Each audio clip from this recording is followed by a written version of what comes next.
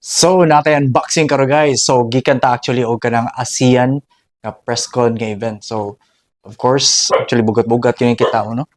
Yeah, nindot lang yung packaging by kuan niya siya kanang Love the Philippines. So, ato siyang unboxing kung si Sod.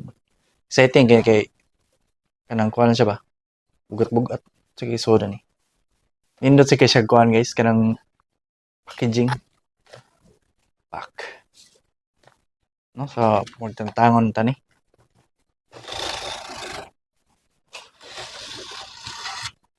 So, tsara kay guys, na nakabutang nga Love Philippines. Og of course, ubay-ubay ka na nasusudo. So first is nagasang spice turmeric vinegar. Sukang Ilocos. Next, natay coconut sugar natural sweetener.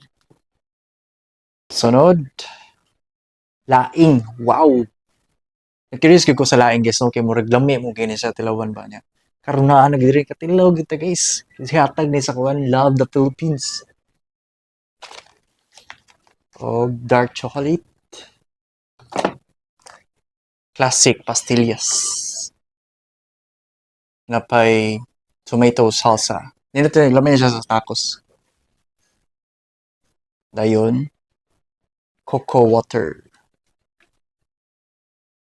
Usa sa akong pinakaganahan o paborito. Lami kay kanang Spanish style sardines.